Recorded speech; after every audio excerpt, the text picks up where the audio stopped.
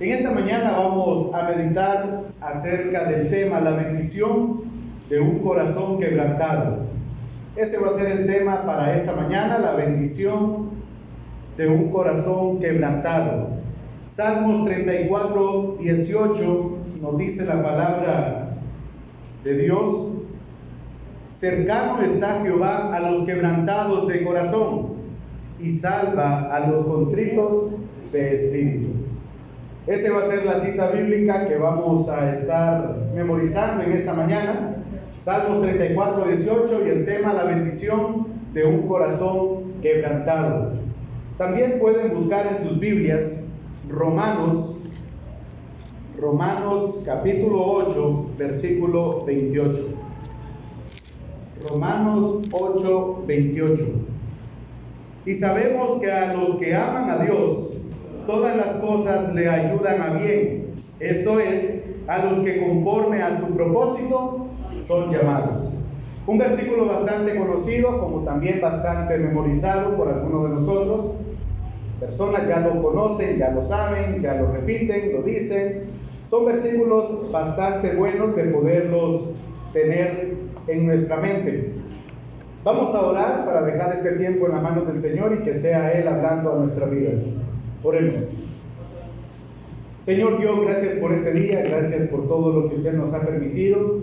Gracias, Señor, por lo que nos ha regalado hasta este momento, por permitirnos estar en este lugar, por su salud, Señor, por lo que nos da hasta este momento, por la salvación que ha dado a algunos de aquellos que hemos recibido, Señor, lo que usted es, y confiamos y tenemos fe, Señor, de lo que usted ha hecho y hará en nuestras vidas. Así en esta mañana pedimos por este mensaje que sea usted hablando a nuestras vidas, a nuestros corazones, a nuestras mentes, que podamos, Señor, retenerla como también aplicarla para poder entender su palabra, Señor, y así poder ver qué es lo que usted quiere decirnos a nosotros. Que podamos tomarla, Señor, y que este tiempo esté en sus manos y que nosotros únicamente podamos aprender, tanto mi persona como los que me escuchan. Gracias, Señor, por todo, en el nombre de Cristo. Amén. Si usted busca en Google y pone Juan Antonio Monroy, es una persona con bastante, diríamos así, trayectoria filosófica, de estudios, tiene varios diplomados y ha hecho algunos libros cristianos. Y tiene un libro muy bueno que habla de Dios como un misterio que ha sido revelado en Jesucristo. Pero al final, lo interesante de todo es que es un misterio, porque hay cosas de que Dios nos ha hecho a nosotros saber, y hay otras que realmente no sabemos nosotros cómo explicarlas. De hecho, menciona que Dios no es el único misterio en esta vida. Existen muchos misterios como la vida misma, la muerte, el alma, el amor, el pensamiento. Aún el dolor es un misterio, porque a veces nos preguntamos por qué estamos pasando por alguna situación difícil. El tema de esta mañana es la bendición de un corazón quebrantado. Quiero que meditemos en ese tema y por un momento pues lo podamos plasmar en nuestra mente y que cada versículo lo relacionemos, lo miremos, a qué se refiere en esta mañana. Deuteronomio 29 nos dice la palabra de Dios también: las cosas secretas pertenecen a Jehová nuestro Dios, mas las reveladas son ¿para quiénes? Para nosotros y para nuestros hijos, para siempre. Este es un versículo que realmente nosotros nos damos cuenta que dice Dios que nos ha revelado solo aquellas cosas que nos corresponden.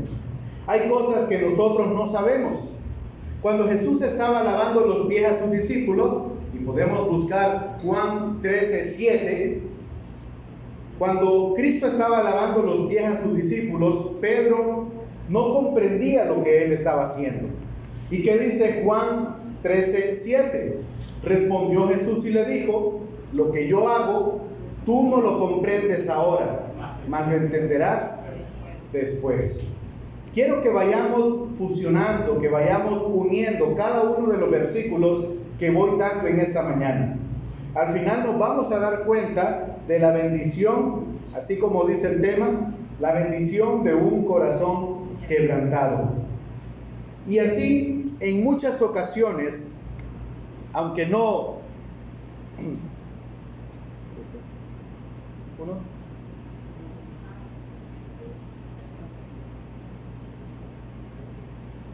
A ver acá. 1, 2. Ahí está. Vamos a ver acá. Aunque no sepamos por qué estamos pasando algunas malas situaciones, debemos de confiar en Dios, porque Dios es bueno.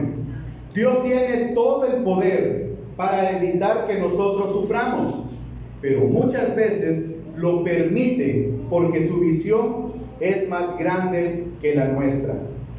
Él ve el resultado final, Él ve el resultado y al final Él sabe lo que es mejor para cada uno de nosotros. Aunque muchas veces están quebrantados nuestros sentimientos, nuestras emociones, lo que nosotros somos, Dios sabe lo que es mejor para cada uno de nosotros. Y Él ve la bendición de un corazón quebrantado. La palabra quebrantar, seguramente para nosotros, tiene un significado fácil. ¿Qué podría ser para usted la palabra quebrantar? ¿Qué me puede decir? ¿Qué es quebrantar para usted? Triste. Triste. ¿Qué más? ¿Mande? Dolido. Quebrantar. Cuando uno está enfermo se siente bien quebrantado. Cuando está enfermo se siente quebrantado. Muy bien. ¿Algo más? ¿Alguien tiene otra definición de quebrantar? Quebrantar. Si lo aplicamos al área espiritual y al área personal, física, emocional, nos damos cuenta de cada una de estas definiciones. Pero en sí la palabra quebrantar significa quebrar, romper, significa despedazar, significa aplastar, significa destrozar, significa triturar. Eso es lo que diríamos nosotros, un corazón quebrantado o un corazón roto. Se trata de una persona que tiene sus sentimientos y emociones hechos pedazos. Fueron seguramente destrozados por diferentes causas. Existen muchas causas por las cuales nosotros sufrimos. En primer lugar, podemos ver que sufrimos por abusar de lo que Dios ha hecho. El ser humano sufre porque abusa de lo que Dios ha hecho. Por ejemplo, las plantas. ¿Será que el ser humano puede sufrir por las plantas lo que Dios ha hecho? La marihuana es una planta. El ser humano sufre porque toma de ella la utilidad, no la que Dios le dio, sino que lo transgiversa y lo pone en otro lugar. Por ejemplo, el hierro. El hierro es un metal ferroso. ¿Será que el ser humano sufre por el hierro? Si lo utiliza mal, claro que sí. Lo puede también hacer el fuego, algo que Dios sabe lo que es, lo ha creado, pero el hombre puede sufrir por el fuego. También por el clima. ¿Cuántas personas no han sufrido por el clima? Sufrimos por abusar de lo que Dios ha hecho.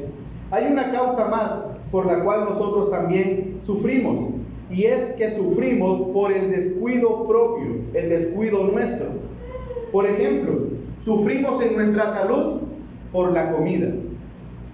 Si nos alimentamos mal, tarde o temprano vamos a acarrear alguna consecuencia en cuanto a eso que es un descuido nuestro. También vamos a tomarlo porque sufrimos por el descuido tal vez de utilizar mal un aparato tecnológico. Podemos sufrir por eso. También sufrimos por buscar problemas. Nosotros podemos sufrir algunas consecuencias del pecado. ¿Por qué? Porque nosotros buscamos problemas. Otras personas por ser enojados. Otras personas pueden sufrir por ser resentidos.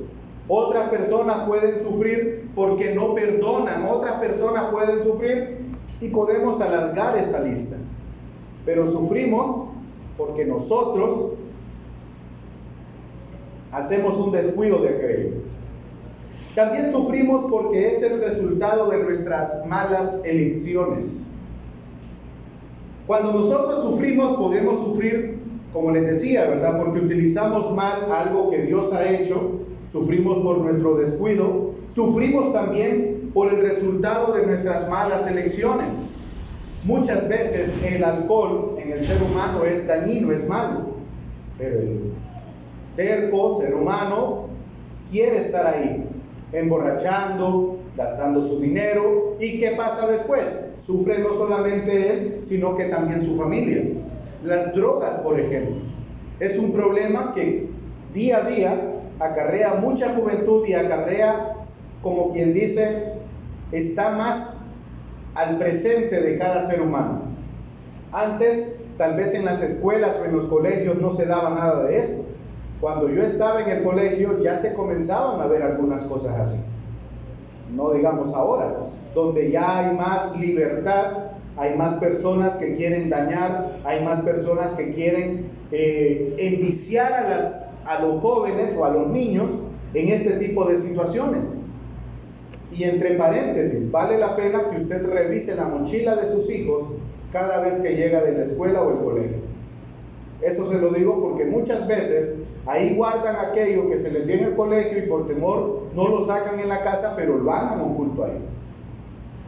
Lo que significa que nosotros sufrimos por el resultado de nuestras malas elecciones. ¿Quiénes eligen las amistades, por ejemplo? Nosotros mismos. Si sufrimos por las amistades, ¿quiénes son aquellos que la eligieron? Pues nosotros. Nadie nos dijo no te juntes con ese, o tal vez sí, pero regularmente nosotros elegimos nuestras amistades y muchas veces nuestros padres no se dan cuenta de las amistades que nosotros tenemos. O mi esposo, mi esposa, no se dan cuenta de las amistades que nosotros tenemos y sufrimos por el resultado de nuestras malas elecciones. También sufrimos por el pecado de los demás. Un conductor borracho, por ejemplo, podemos sufrir nosotros que andamos bien y así sucede, ¿no? Muchas veces con las personas que andan en motocicleta. Tal vez ellos van en su carril, van tranquilos, pero ¿qué pasa con alguien que anda borracho conduciendo? Sufrimos por el pecado de los demás. Un ladrón armado, por ejemplo, una madre drogadicta, una persona mala, una persona que no tiene sentimientos y le quiere hacer el daño a otra persona. Tal vez nosotros estamos bien, pero sufrimos por el pecado de los demás. También sufrimos porque Dios ha permitido que Satanás cause el sufrimiento del ser humano.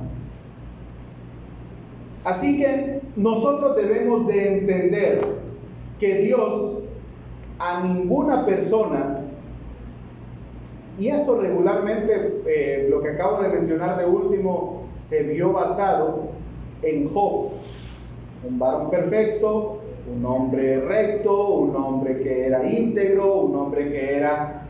Y Satanás, para tratar de desmentir que no había personas cabales, se presentó ante Dios y le dijo, bueno, quítale a Job ese muro que le has puesto, a ver si no blasfema contra ti. ¿Y qué hizo Job? Él se mantuvo. Lo cual significa que no sé si Satanás va a pedir, como quien dice, que Dios quite el escudo que hay alrededor nuestro. Pero si él lo hiciera, tiene que pasar por la autorización de Dios. Al final, Dios de sí o de voluntad de él, no es él el que causa el sufrimiento humano. Esta es una de las grandes verdades que nosotros vamos a escuchar allá afuera. ¿Por qué sufren los justos? ¿Por qué a mi mamá le pasó esto si ella es una persona que va a la iglesia, hace lo bien, hace lo bueno, le regala comida a las personas y mire cómo está? ¿Por qué al pastor de la iglesia le sucedió esto si era una persona cabal? ¿Por qué mi papá, por qué mi mamá se la llevó Dios si eran personas justas? Y mire aquella persona que es mala y cómo anda, y anda ahí libre y anda con gran salud. Debemos de entender que Dios no le causa el sufrimiento al ser humano. Es el ser humano lo que se causa eso, las consecuencias del pecado. Pero sin embargo, Dios las permite porque obra a través de ellas y pueden ser para un beneficio para el alma del hombre. Pareciera una contradicción decir esto, pero no lo es. Y vamos a poner un ejemplo. Hay muchas cosas que pueden ser destruidas y pueden ser destructivas al ser humano, como el fuego, por ejemplo, ¿cierto? El fuego puede destruir casas, puede destruir bosques, puede destruir un auto, puede destruir esta iglesia donde usted está sentado, una persona. Pero ¿qué pasaría si nosotros no tuviéramos fuego? Ahorita que regresemos a la casa, ¿cómo comeríamos? ¿Cómo podríamos hacer aquellas cosas que necesitamos un fuego? Para aquellos que han hecho algún tipo de mantenimiento en su hogar, se darán cuenta que el fuego es muy necesario, hasta en la herrería, para calentar el metal y poder henderlo, como también es importante, por ejemplo, en los tubos de PVC. ¿Alguien ha doblado algún tubo de PVC con fuego? Creo que los hombres todos deberían de saber eso, ¿verdad? Se supone por lógica que así debe de ser. Pero el fuego puede ser utilizado para destruir, como también para darle comida o para dar calor en el invierno a aquellas personas que sufren frío. Así es el sufrimiento también. Puede ser un momento difícil, un momento de lo cual uno puede decir qué voy a sacar de bien acá, pero puedo ver también que esto puede traer beneficios a cada uno de nosotros. Pueden haber beneficios dados por Dios, ya que Dios es amor. Aunque el sufrimiento puede tener sufrimiento en algún momento, al final de todo, si uno confía en el Señor, esto puede traer beneficios a nuestra vida. Por eso el tema de esta mañana es la bendición de un corazón quebrantado. ¿Por qué la bendición? Bueno, en primer lugar, la bendición del perfeccionamiento, vamos a ver. Perfeccionados como hijos de Dios. El sufrimiento puede perfeccionarnos como hijos de Dios. Recordemos lo que dice el libro de los Hebreos. Ayer justamente lo mirábamos. Busquen Hebreos capítulo 12, versículos 6 al 11. En estos versículos nosotros podemos ir viendo por qué hay bendición en el perfeccionamiento, pero más cuando hay quebrantamiento de corazón. Somos perfeccionados como hijos de Dios. Un versículo cada quien de Hebreos 12. Porque el Señor al que ama disciplina y azota a todo el que recibe por hijo. Ahí, porque el Señor al que ama disciplina y azota a todo el que recibe por hijo. 7.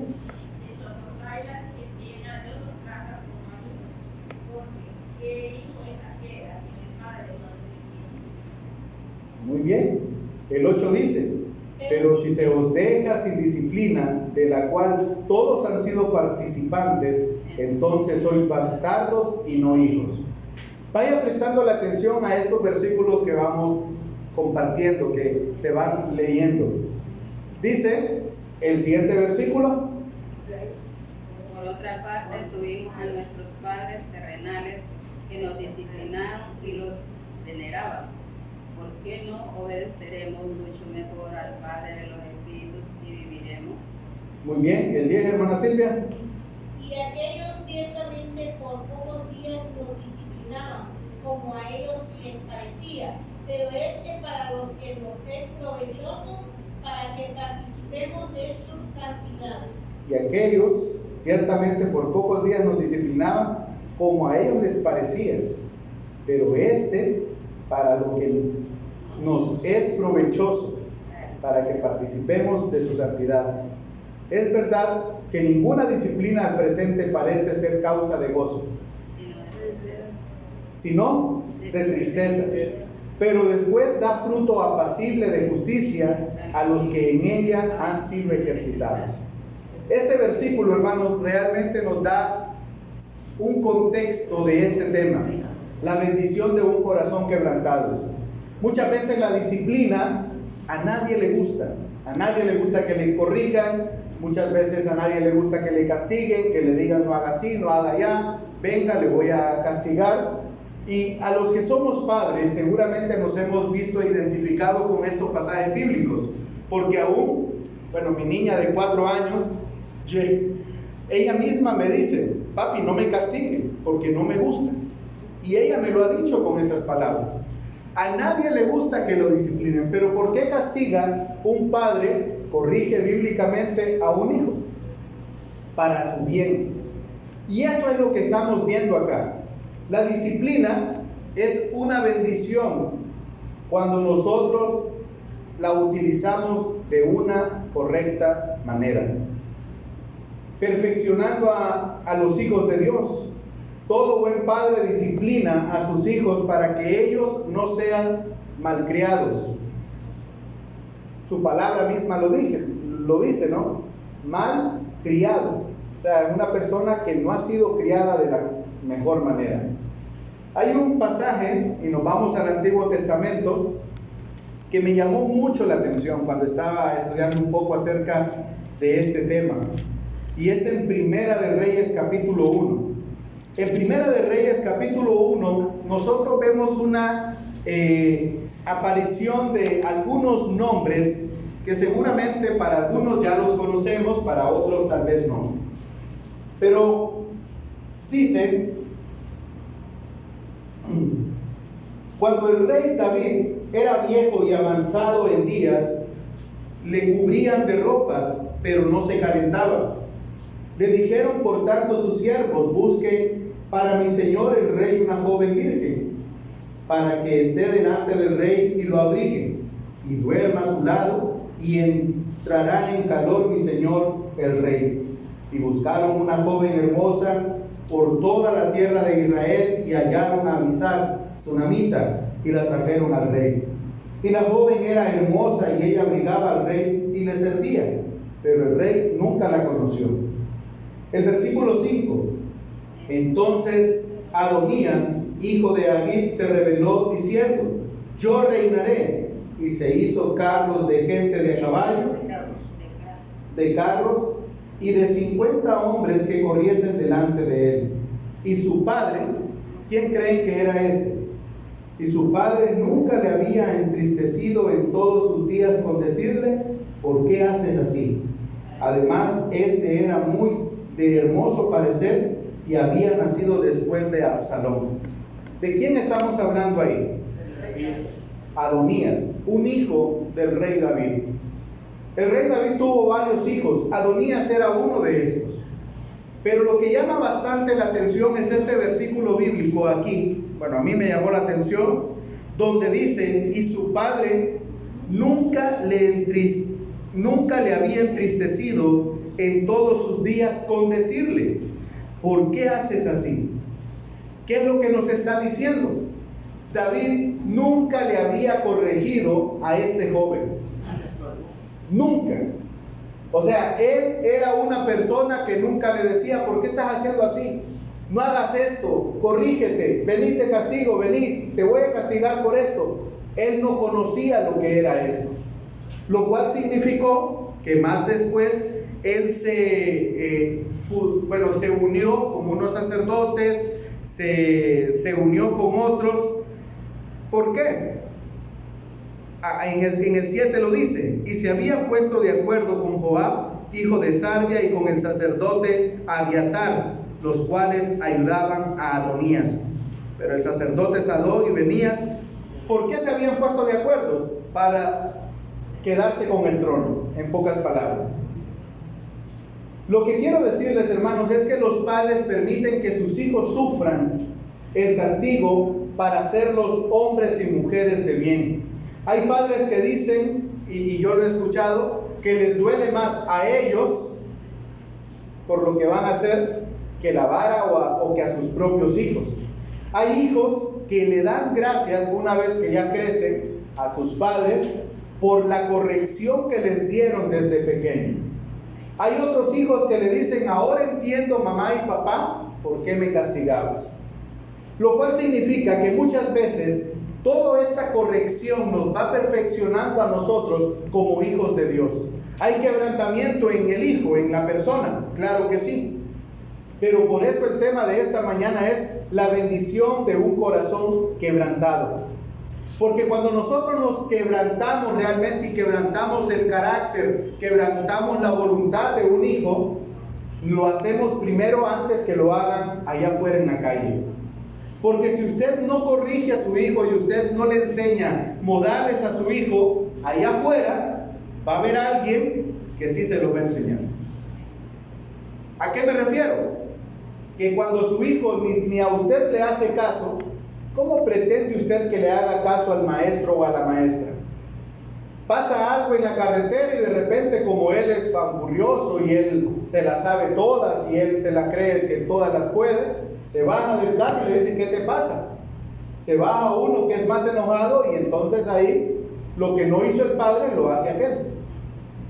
Porque nosotros debemos de quebrantar la voluntad de nuestros hijos. ¿A qué me refiero? Cuando Celeste, por ejemplo, no hace caso y yo le digo algo, vengo y la corrijo.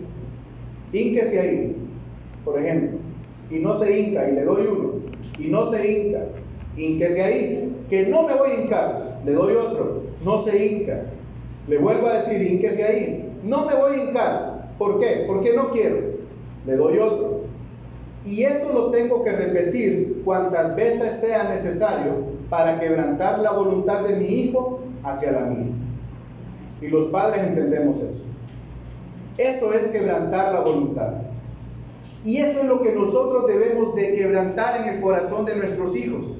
Que no solamente porque yo quiero, y obviamente atrás de todo esto hay un estudio y hay un porqué del castigo. No es que yo voy a agarrar y tirarte ahí, y no te tiras y ya vas a ver, y ya vas a ver pocuirro, y la agarra del pelo. Eso no es saludable. La Biblia jamás nos dice que nosotros debemos de actuar de esa manera. Una de las cosas que yo recuerdo de algunos que han sido instructores en mi vida es que él me dijo una vez, un hermano: nunca permitas que un castigo quede sin oración. Y yo me quedé con aquellas palabras y se las comparto a ustedes. ¿Qué significa?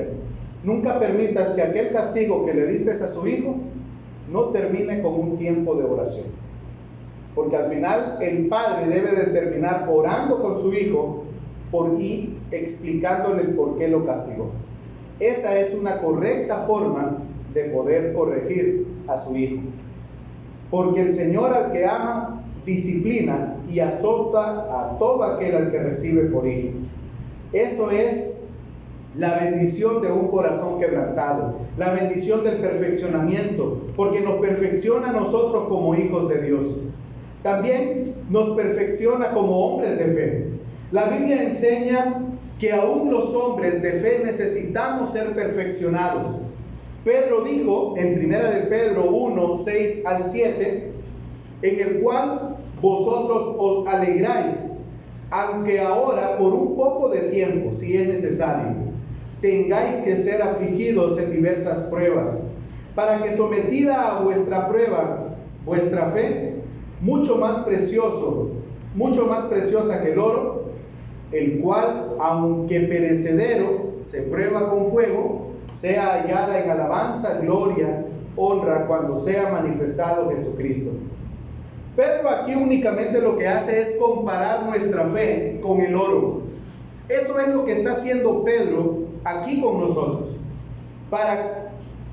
Dice que para quitarle la escoria y estimar su valor todavía aún más, el joyero, por ejemplo, lo que hace es tomar una pieza de oro, la funde ¿Y qué pasa ahí luego?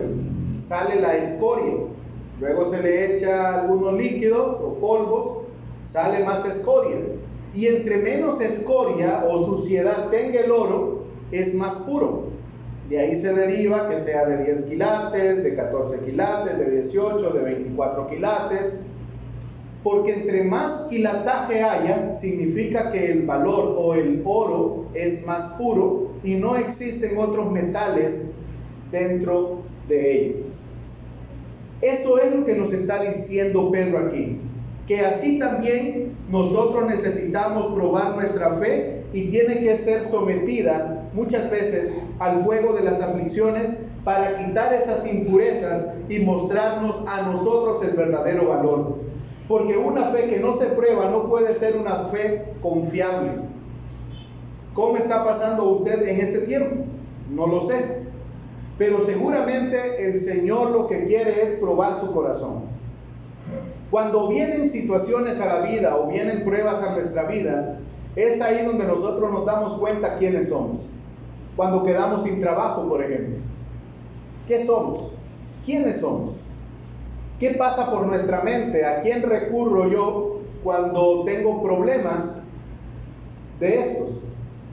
Dios no quiere destruirnos cuando Él permite las pruebas, sino que quiere quitarnos la escoria de lo que nosotros pues podamos tener en nuestra mente y podamos limpiar nuestra mente para Él.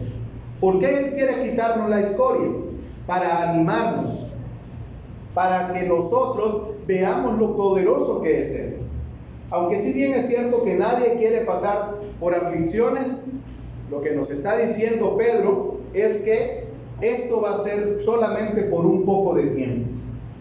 Va a ser momentáneo. Va a ser, sin duda, algún momento difícil, algún momento en el cual no hayamos alguna solución.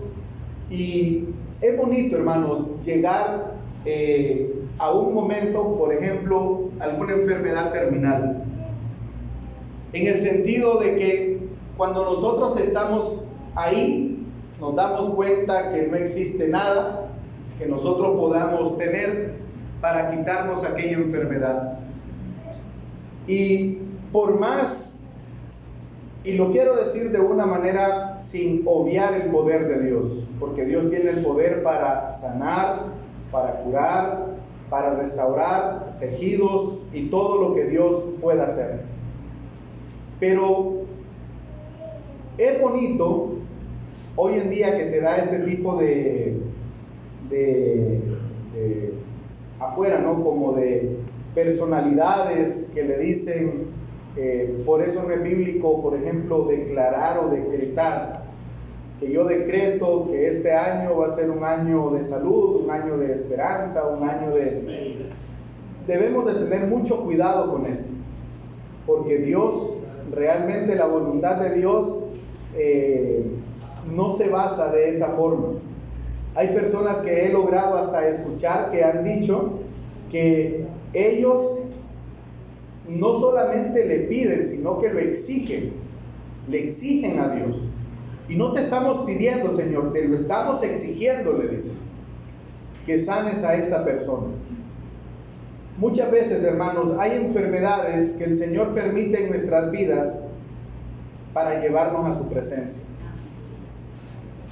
No lo entendemos, muchas veces el sufrimiento es tal que no nos damos cuenta, pero es ahí, hermanos, donde nosotros nos damos la razón y nos vemos en estos versículos como Pedro dice, si pasamos un momento difícil, bueno, pero es por un poco de tiempo, solo va a ser momentáneo, va a ser un momento en el cual nosotros vamos a recordar, me imagino yo, la tierra y vamos a decir, me acuerdo cuando me dio esto en la tierra y me morí de esto, mira. Creo que va a ser así, porque conocí un hermano que le dio cáncer y se le hizo metástasis y sufrió por el dolor que sufría en su columna vertebral y al final pues el Señor se lo llevó en un año y dijo unas palabras: el cáncer no es una maldición cuando es el carruaje que el Señor ha predestinado para llevarme a su presencia. En el día que nosotros, hermanos, nos presentemos delante del Señor y haya tal vez quebrantamiento en nuestro ser, quebrantamiento en nuestros huesos, en nuestro sistema nervioso, Pedro nos dice que va a ser algo momentáneo, algo que lo único que va a hacer es tratar de tenernos a nosotros mejor para la presencia de nuestro Dios. Por eso dice ahí, termina diciendo Pedro, ¿verdad? Para que, dice, el cual aunque perecedero se prueba con fuego, sea hallado en alabanza, gloria y honra cuando sea manifestado Jesucristo.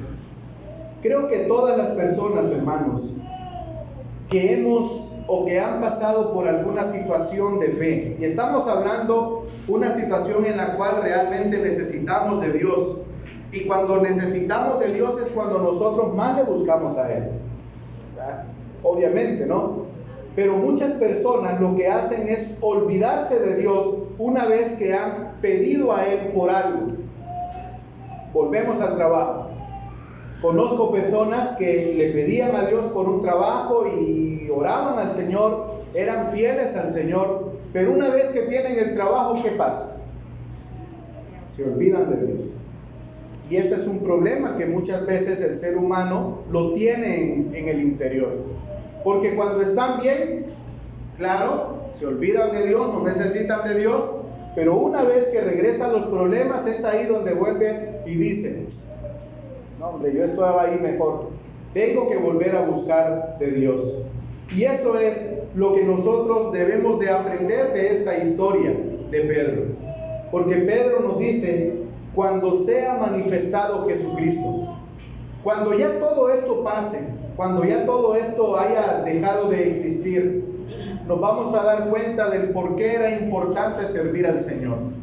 ¿Por qué era importante tomarse el tiempo para asistir, para enseñarle a mis hijos, a mis hijas, la palabra de Dios? Este versículo también, Romanos 8, 28 al 29, nos dice la palabra de Dios. Pablo aquí nos dice que no solo las cosas buenas ayudan a bien, sino todas las cosas le ayudan a bien a los que conforme a su propósito son llamados. Dice Romanos 8:28, y sabemos que a los que aman a Dios, todas las cosas les ayudan a bien. Esto es, a los que conforme a su propósito son llamados. El 29 dice: porque a los que antes conoció también los predestinó para que fuesen hechos conforme a la imagen de su Hijo, para que Él sea el primogénito entre muchos hermanos. Lo que Pablo nos está diciendo aquí, que nosotros debemos de ser hechos conforme a la imagen de su Hijo. La palabra conforme significa hacer de forma semejanza a otra persona.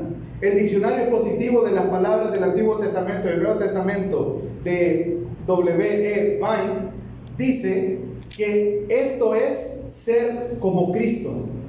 Nosotros entendemos y encontramos la bendición de ser perfeccionados cuando somos como Cristo. Es decir, debemos de ser como Cristo. Dios permite a todos aquellos que le amamos experimentar en esta vida cosas buenas y cosas malas para ser hechos a la imagen de Dios.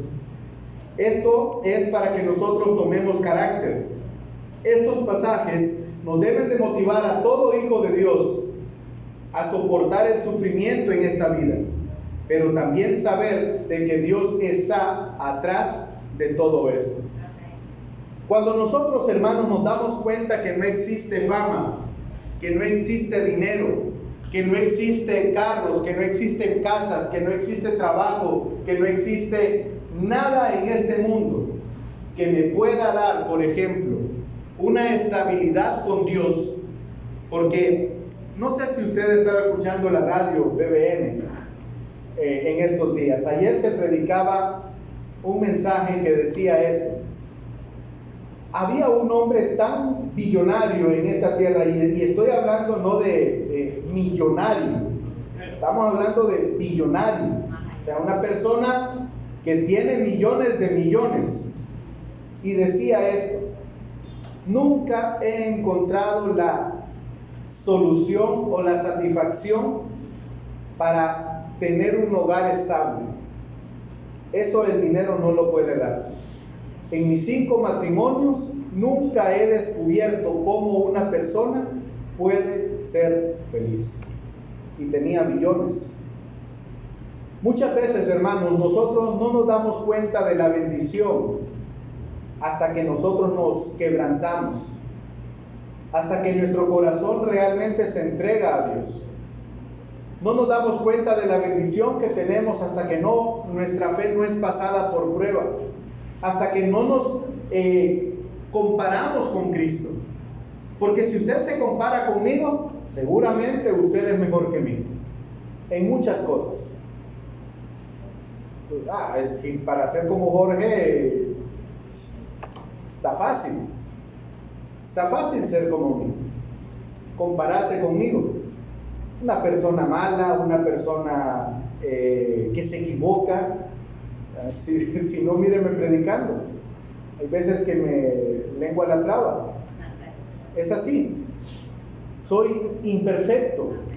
Tengo muchas cosas malas en mi vida que todavía, y le compartía esto a una persona hace poco, que todavía debo de cambiar en mí. Y es así como somos. Pero cuando usted se compara a mí, es fácil llegar a la altura de Jorge. Es fácil decir, bueno, ser como Jorge es fácil. Pero cuando nos comparamos como Pablo, ni yo mismo pretendo ya, y ese versículo se me viene a la mente, ni yo mismo pretendo ya haberlo alcanzado. Erudito, se sabía 4 o 6 idiomas, había establecido la mayor parte de las iglesias en Galacia, en Asia Menor. Nos dio más de 3 cuartos del Nuevo Testamento. Y dice Pablo, ni yo mismo pretendo ya haberlo alcanzado, pero una cosa hago, ciertamente olvidando lo que queda atrás y extendiéndome hacia lo que está delante, prosigo a la meta, al premio del supremo llamamiento. Eso realmente, hermanos, nos enfoca a nosotros, que ser como Jorge es fácil. Ser como Pablo seguramente sería fácil, porque Pablo también era humano. Pero cuando yo me voy a Hebreos y elevo todavía la media, a ser Jorge aquí, ser como Pablo pues está aquí, pero cuando yo me voy a Hebreos y veo puesto los ojos en Jesús, el autor y consumador de la fe. ¿Dónde está Jesús? ¿Cuál es esa media? Es una media inalcanzable. Imitadores de Cristo habla de eso. Nosotros debemos de tratar de ser imitadores como Cristo. Saliendo de la iglesia, hermanos, usted se puede llegar a enojar con su familia y aquí mismo adentro encontrar un problema. No darle la mano a alguien y se metió en problema por un mes con un hermano. Porque hay hermanos así. Hay veces que yo, y si no le he dado la mano a usted en algún momento, yo no tengo nada contra nadie aquí. Pero si no se la di, tal vez el que estábamos lejos o no sé. Pero algo sí le puedo decir, hermanos. Podemos salir de acá y ir allá a donde vivimos y pegarnos una enojada saliendo de la iglesia. Pero es ahí donde el carácter del ser humano se debe de reflejar y ser imitadores de Cristo. Tratar de ser como Él, no como yo, no como Jorge. Tratar de ser como Pablo decía, ser imitadores de mí. ¿Por qué? Porque yo también soy imitador de Cristo. Esa debe de ser nuestra meta. El tema de esta mañana es la bendición de un corazón quebrantado. Y hay más, hermano. Pero realmente vale la pena que podamos ir aplicando estas pequeñas porciones a nuestra vida. Que podamos entender a qué se refiere la bendición de un corazón quebrantado. Cuando somos imperfectos, podemos ser perfectos en Él. Cuando nuestra fe flaquea, podemos ser fuertes en Él. Como decía Pablo, y con esto termino, Pablo tenía un aguijón en la carne, ¿cierto? Dice que le había pedido al Señor ¿cuántas veces? 3 veces que le quitara aquel aguijón. Y el Señor le respondió, ¿qué le dijo? Bástate en mi gracia, porque en mi poder se perfecciona tu debilidad. Porque entonces cuando soy débil, entonces soy fuerte. Así es el Señor. La aritmética de Dios es sencilla, es fácil, pero cuando nosotros la aplicamos a nuestra vida es mucho mejor. Porque cuando nosotros necesitamos y nos sentimos débiles, es ahí donde nosotros podemos ser más fuertes con la ayuda de Dios. Y el versículo para esta mañana es Salmos 34.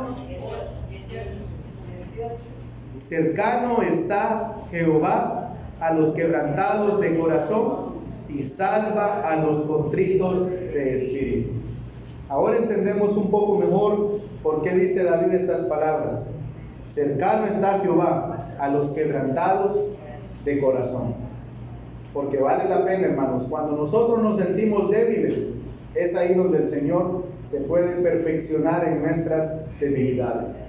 Sirvamos al Señor, sigamos adelante, porque la bendición el Señor nos la da cuando tenemos un corazón quebrantado. Gracias, Señor, por este día, por todo lo que usted nos ha permitido hasta este momento. Gracias, Señor, por su palabra. Le pido, Señor, que nos ayude, que podamos ser fieles, Señor, a lo que usted nos enseña a través de ella. Que podamos, Señor, ser luz, que podamos entender su palabra, Señor, y que podamos aplicarla. Gracias, Señor, por esos momentos difíciles en nuestras vidas, porque nos acercan más a usted. Gracias, Señor, porque esto nos permite a poder ser mejores cada vez para presentarnos delante de usted.